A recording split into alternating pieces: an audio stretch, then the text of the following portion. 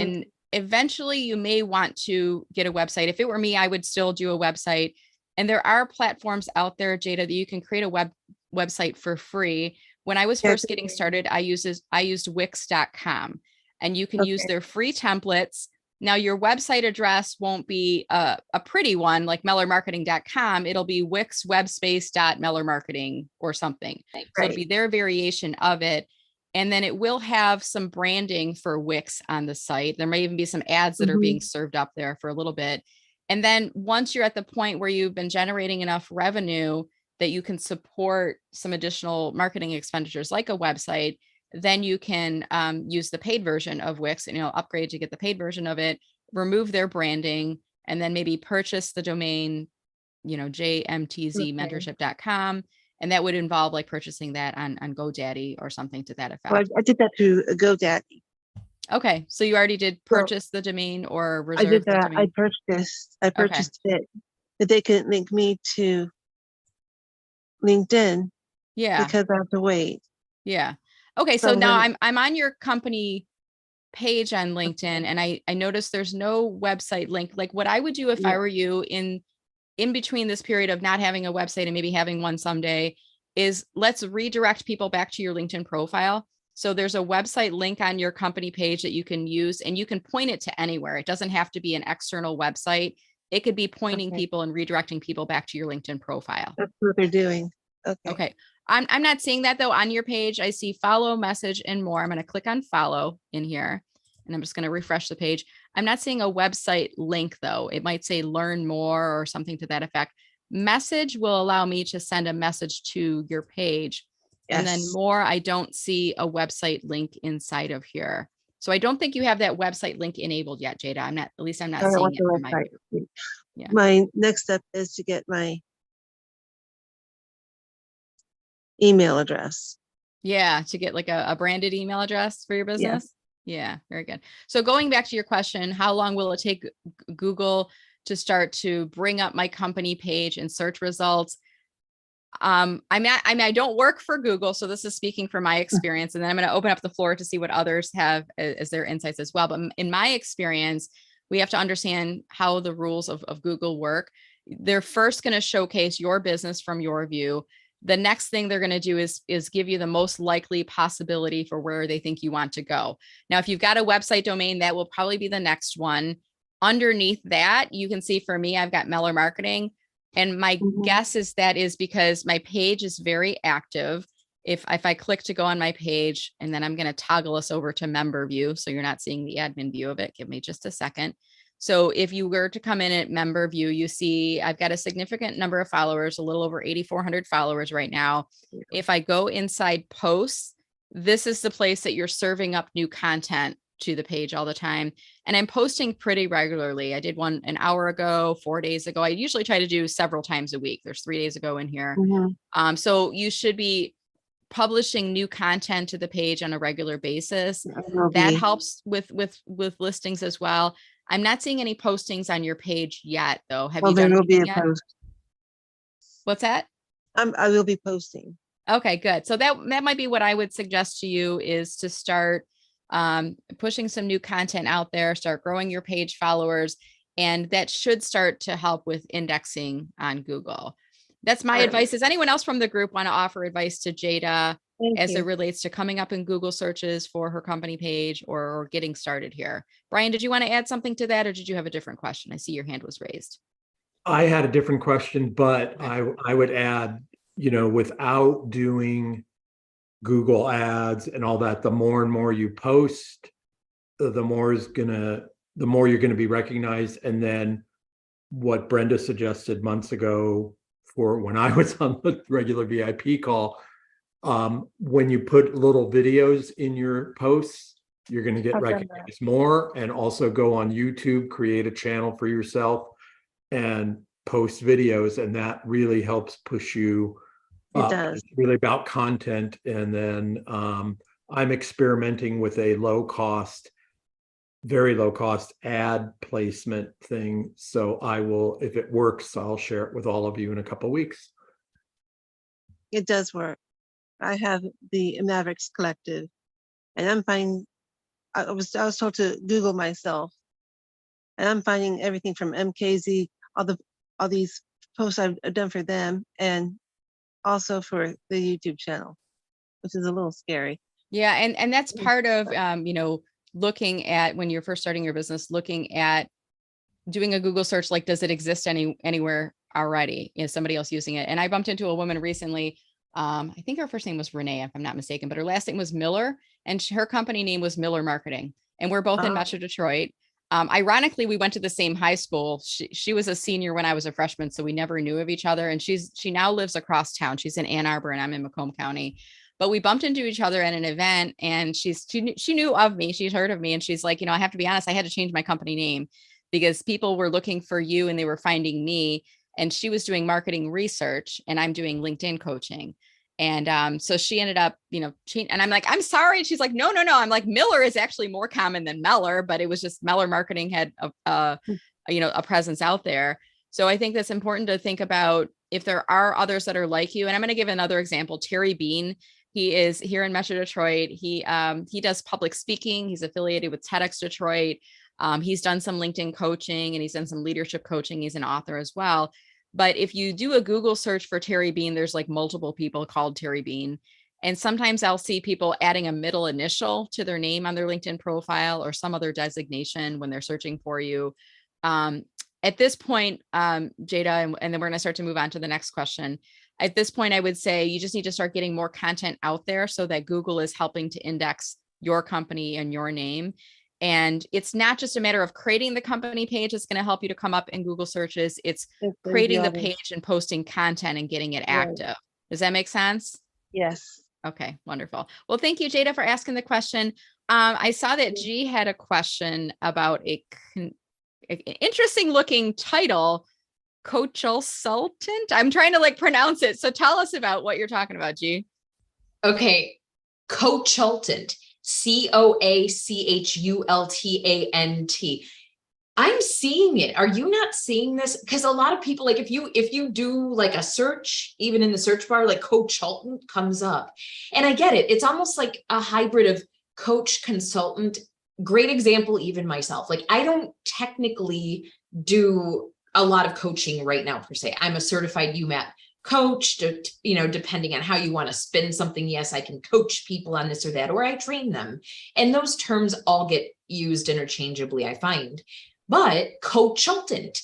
And I thought, now that you asked or suggested that we can ask a question, I thought you, of all people, our marketing queen, can seriously maybe shed some light. Maybe not. I don't know. But have you heard this? I don't know if I have or not. I've seen other terms where people are combining two words together. And I'll just say, this is my opinion.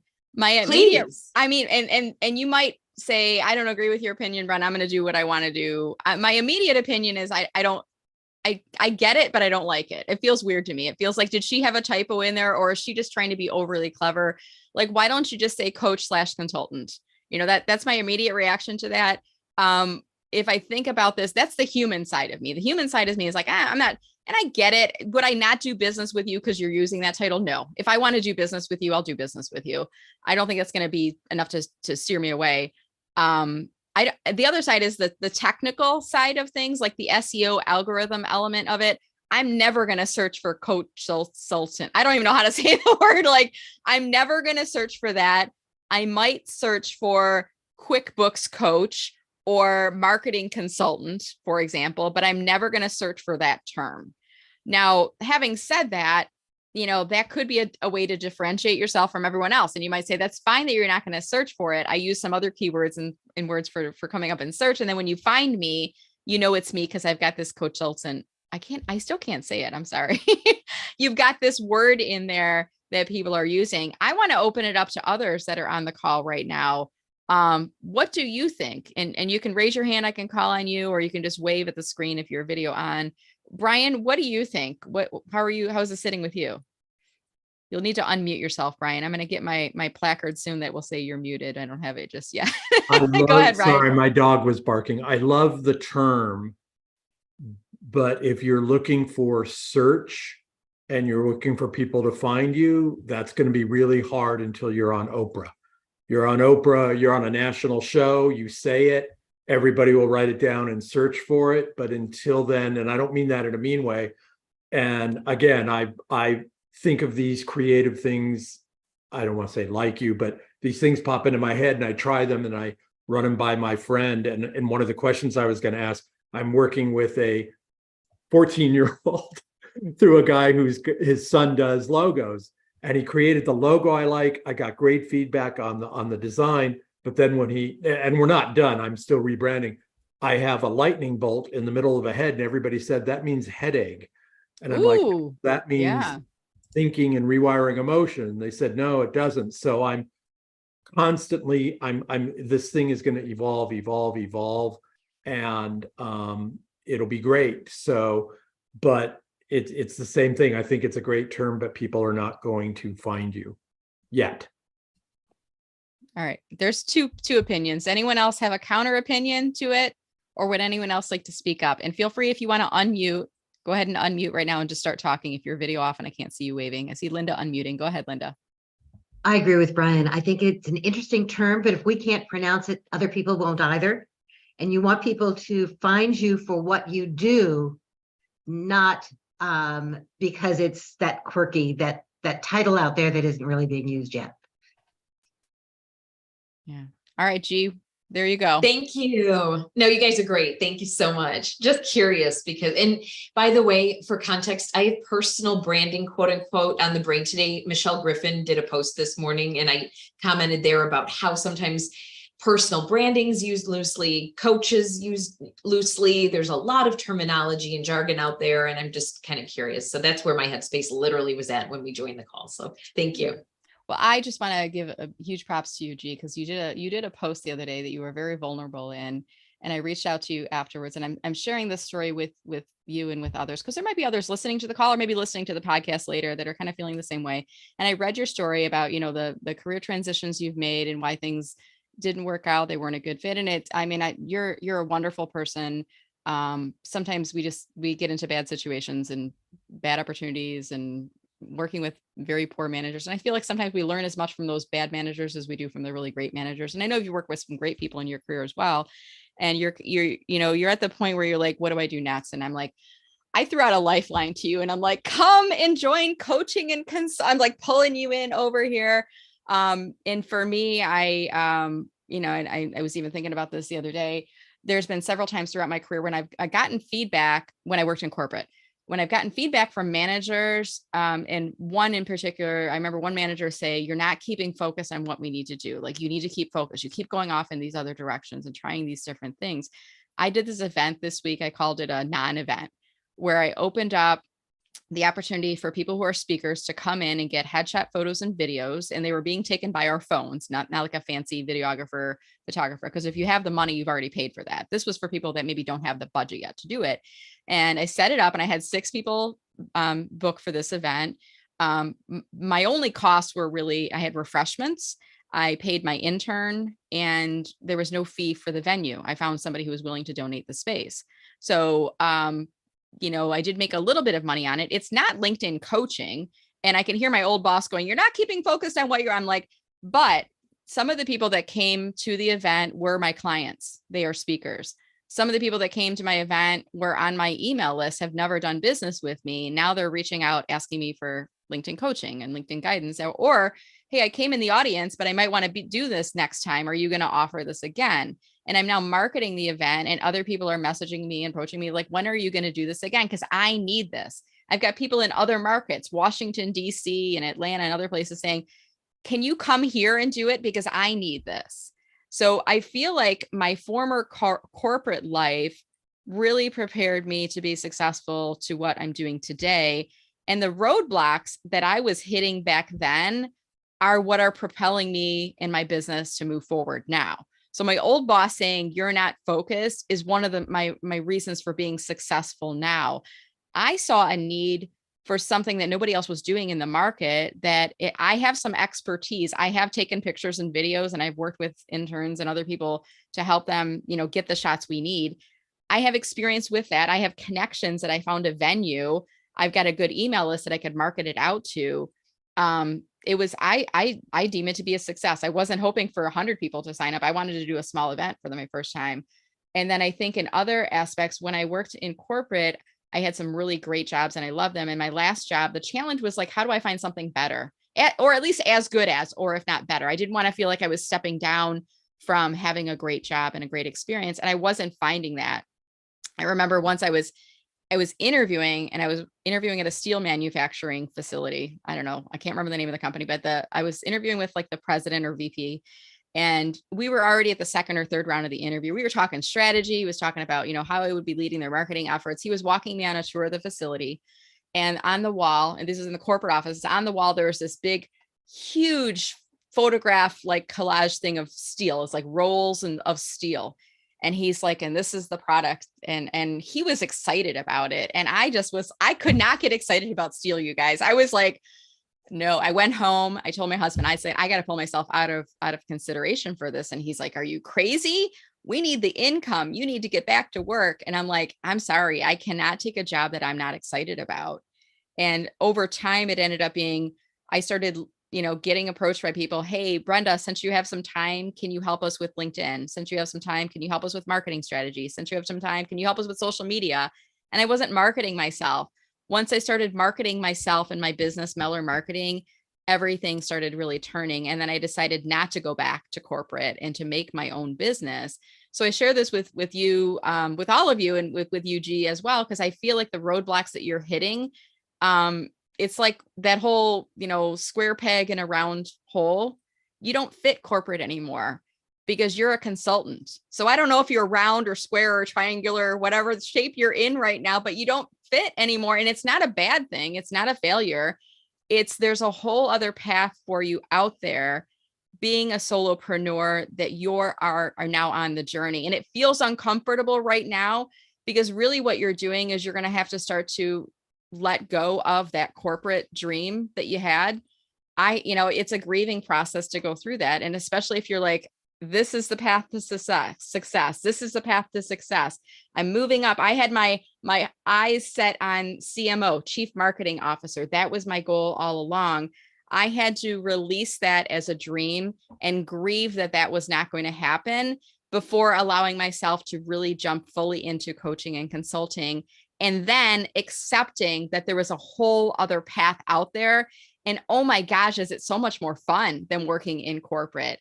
And you have the ability and the freedom to shape what you do and to help people in different ways. And there are no limits to what that you can do. The only limit is what's inside your head. Hopefully some of you have encountered this too. The only limit is what you allow yourself to believe and to do. And part of this is starting to surround yourself by fellow coaches and consultants and speakers and authors. And I encourage all of you, if you haven't already done so, connect with each other. We have our introductions inside of chat. Make sure that you're connecting with each other and surround yourself with positive people, and start disassociating yourself from the naysayers and the negativity people and the head cockers. You know who I'm talking about? The people are like, how's your job search going? Or, oh, how's your business going? Do you know who those people are? Start disassociating yourself from them, because they're not supporting you. They're not lifting you up. They're not building you up. And as you start to get successful in your business, do what I do, reach out to people who are coming behind you, like G. And I see that from her post. I'm like, oh my gosh, she's going to be so successful as a coach consultant when she gets into this full time, because she's got the passion. She's got the background that's going to motivate her.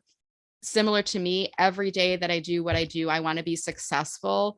Not because I want to prove them wrong, but because I can be successful. But I also don't ever want to go back to corporate, and I love my corporate job. I love my corporate life. I love my friends, my teammates, things like that I work with. Not all of them, but most. But I don't miss it now, because I've allowed myself to grieve that process and accept that there's an entirely different path to success out there. But a part of it is, it's like getting the income going and getting the business going. There's a very uncomfortable first pass at it. And then as you're in this business of being self-employed, you're going to ride the roller coaster too. You're going to have some great months where you're like, oh my gosh, I can't believe how much money I'm making. I can't believe people are paying me to do what I love to do. And then a couple months down the path, you're going to have I like to call them soft months, because it makes it sound better, because a soft month is still better than a really bad month. When I worked in corporate, And during the soft months, I've been like trying some different techniques, offering special rates for my coaching. And by the way, I'm going to drop that special rate inside chat if you're in the call right now. Other things of like surrounding myself with VIP referral partners and maybe even reaching out to people in my LinkedIn network who were past clients, which by the way, some of my past clients they're my best clients because every time they change jobs, they hire me again to train their team on LinkedIn. And it's a really easy sell because they know what I do already. So there's different things you can do during those soft months as well to help you. But at any rate, G, I am happy to be along the journey with you and helping to guide you along. I'm super excited for you because I know you're going to be a smashing success. There'll be some uncomfortable periods and awkward periods in between now and then as you get there. But I don't want you to lose hope because I see it in you. You've got the fire. You got what you need to be successful. So thank you, G, for being on the call. Did you want to add anything to that before I move off into another topic?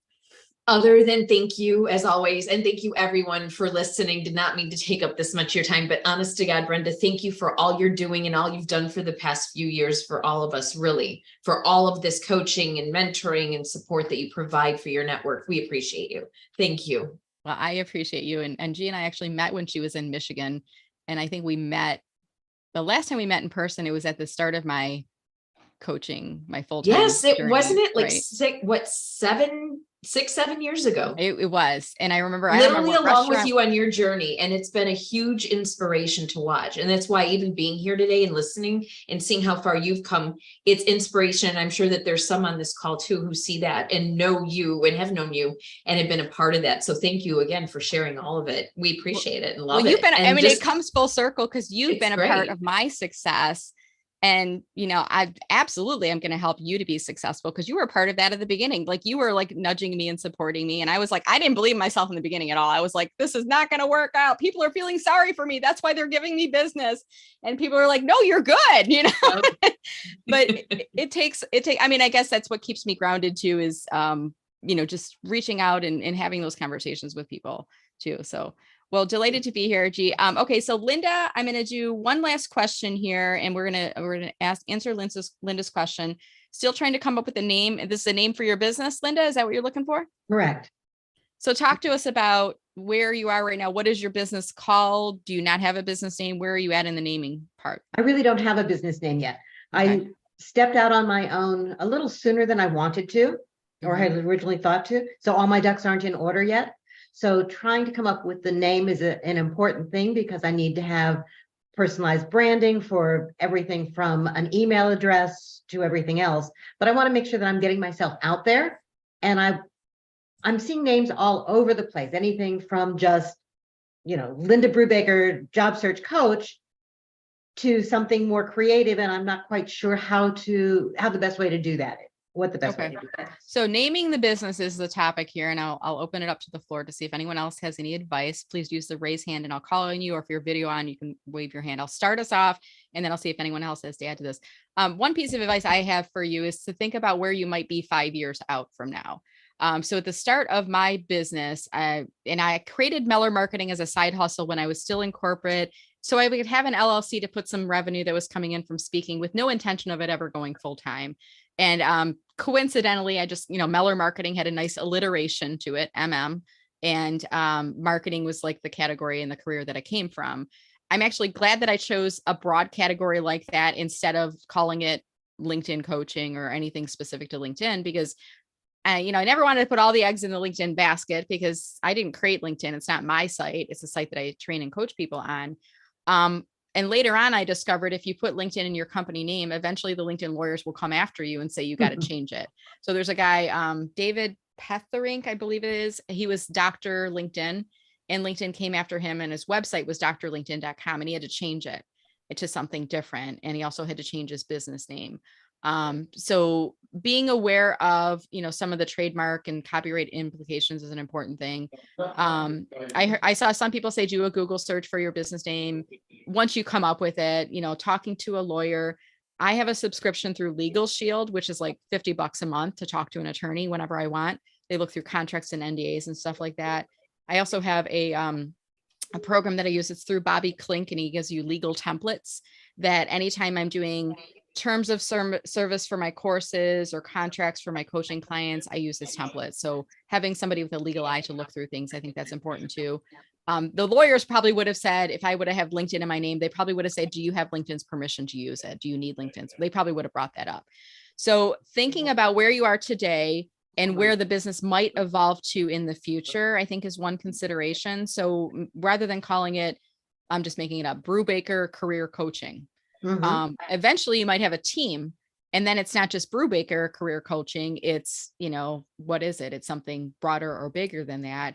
I have seen some people just do an acronym. So they do BCC, Brubaker Career Coaching, and so BCC is the company name. So then it's baked into it. But unless somebody says, what does BCC stand for? You don't necessarily have to explain it. I've seen other people, and I'm going to use my friend Michelle Lang. Years ago, she created a company and she called it Silver Tree Marketing. And I said, why? What is Silver Tree? Is that a thing? And she said silver because it was one of my favorite colors, and tree because I like nature and I like the tree. So sometimes taking something that has nothing to do with what you are, but maybe it is a symbol that you like, an animal that you like, a color or some type of a combination. It's almost like naming a child, Linda. Like once you name it, and people might say, eventually, sometimes they might say, where did that come from? Or where was it? What was your name? But for the most part, they just accept that that is the name of your company. You can have a name for the company, and then you can always have a tagline that explains what it does. So Meller Marketing, LinkedIn coaching for executives, for example. So the LinkedIn coaching for executives isn't a part of my logo. It's my brand tagline, as an example on there. So that's one way of doing a workaround for it. I want to open up the floor to see if others on the call have thoughts on naming your company, considerations, pros, cons, anything like that. If you do, feel free to unmute yourself, or if you're on camera, wave and I'll call on you. I see Brian's unmuting. We'll go Brian and then Diana. Go ahead, Brian. Okay, sorry, Diana, your hand was up before, but No, that's so, okay. Linda, just thinking about all the times I've interacted with you and Brenda's advice, combine your name with your expertise. So Brubaker Resumes, something, or Brubaker Resume Expertise, something like that. Go with your name, exactly what you want to do, with like a little creative answer, just 3 words, and I think you'll have magic. Thank you, Brian. Thank you, Brian. All right, Diana, and then we'll start to wrap up. Go here, Diana. Great. So Linda, you and I are on the same path, literally. Now I did have a health coaching business before, and I'm kind of doing the same thing now. And Linda, Brenda, you touched on it. Like, find the words that you connect to. What makes you, Linda, right? So innovative, trustworthy, empathetic, right? And see, perhaps you can tie those words into your title. I have a list of words, so I'm trying to draw, connects to that. But I really like the ideas that Brian, that you just shared also. I thought that was great.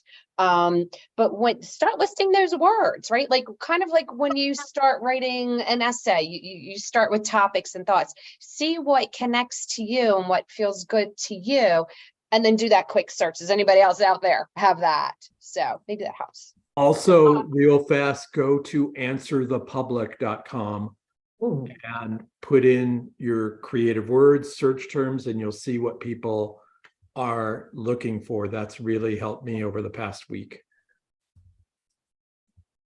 Yeah, it's a good one. Where did I hear about that one? I think it might have been Kendra Corman, if I'm not mistaken. She told me about that in the podcast, but really good for just searching for questions that people are asking for, and helping to come up with even some content items. What are people looking in this category?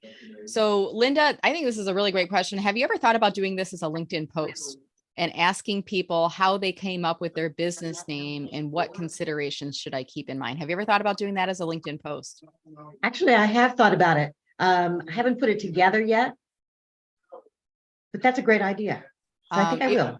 Yeah, try if you want, and you could tag me in on it if you want. You could say that we were talking recently about naming our business. I always say tag strategically, don't spam tag people. I'm giving you permission to tag, but if you tag me, it goes onto my homepage feed at the same time it goes onto your homepage feed. I will comment back, and I will ask others in my network to weigh in and to offer advice to you. And it also helps you with visibility. So as you're launching your business, even in the description, when you put out there, how do you come up with your company name and what are the considerations I have to think of? Maybe like the second or third paragraph is, this is what my business is today, and this is what I do. And I'm considering a couple different variations of it, using my name, not using my name, using the words career coach, etc. So you're kind of like describing and selling your business without it being the focal point of the post too. Got it. You know, it's like, did you see what I just did there without even like, I'm not saying, hey, work with me as a career coach, but it's like you're describing your business. That's like the secondary emphasis, but it might bring you some new connections who are looking to work with you potentially too. Interesting. Yeah. You've given me something to think about for the afternoon. That's great. Thank you. Good. That's my goal, to try to leave everyone leaves the call here with some inspiration, with some new ideas, and making some new connections as well. With that said, we had a little bit of a hiccup in the beginning and a little hiccup in the middle. That's okay. I'm all about the learning experiences. And we did identify that it looks like the calendar link that you all received did not have the Zoom as a part of it. Is that correct? When you went into your calendar link, it said visit the Zoom, but there was no Zoom link. So we're going to get that corrected before next month. And I'll email all of you and I'll say, let me know if the calendar has been updated. My understanding is when I use add event, if I correct the original event, which is a recurring series, the calendar information should sync up with your calendar. But I'm going to double check with all of you. Do make sure though, that if you're interested in joining us, you have this book for the second Friday every month from 10 to 11 a.m. Eastern time. Just put it as a hold on your calendar. Worst case scenario, if you can't find the link, just message me or email me. And we're also going to create a LinkedIn group. And let me just share my page right now. I know there's another question, Brian. I won't leave before I answer your question. I see you waving your hand, so give me just a second. I've created a group for these second Friday calls, VIP, excuse me, I got a frog in my throat, VIP resources for coaches, consultants, speakers, and authors. The only folks that are going to be able to come into the group are the people who are on the Zoom call. So if you're listening to the podcast and you're like, she doesn't post that publicly anywhere. That's right. I don't post it publicly anywhere because this is a by invitation only. You have to come on the Zoom calls with us. If you visit this page, it is an unlisted group, which means this doesn't show publicly anywhere on your profile. The only people who can see the group postings and activity are people who are in the group. Oh, you know, wrong one. Sorry. Don't click that link. That one says Fourth Fridays. I just had another learning experience, which was don't share the link unless you double check that it's the right link on here. Let me fix this one. This is VIP. Here we go. Take two. I'm going to edit all of that on the video. Take two. This is the second Friday one. I'm going to drop this link into here. And when you come to this group, it is an unlisted group. I'm going to repeat all of this. It's an unlisted group. The group activity will not be public. And also, when you come, you'll have to request to join, and I will have to admit you into the group. Now, in the future, over time, you can also go into the group, and once we start the call, Julia will drop the Zoom link inside there. So if you can't find it, you can go to the group on LinkedIn, and you'll be able to find it easily. Okay, I'm already accepting Linda and Joan, and as your requests are coming in, I'll accept the others in here as well. With that said, I want to thank all of you for being a part of our very first call for coaches, consultants, speakers, and authors. I hope you enjoyed these VIP office hours, and I hope that you'll be able to join us again next month. I am doing a different topic and segment every week of the month. So our first Fridays is for VIP job seekers. Our second Friday is for coaches, consultants, speakers, and authors. Our third Fridays, we're going to be focusing next week on company pages on LinkedIn. And the fourth Fridays, I'll be really dedicating it to people who are social media managers or marketers. Now, if you identify with multiple audiences or multiple needs for your business, you're certainly welcome to come into all of the groups if you want. But I'll always try to keep our topics steered back on track with the focus for that week. With that said, my name is Brenda Meller. I help business professionals and job seekers get a bigger slice of the LinkedIn pie. I thank you so much for your time here today, and I look forward to seeing you on LinkedIn. Have a wonderful week, everyone, and we will see you hopefully on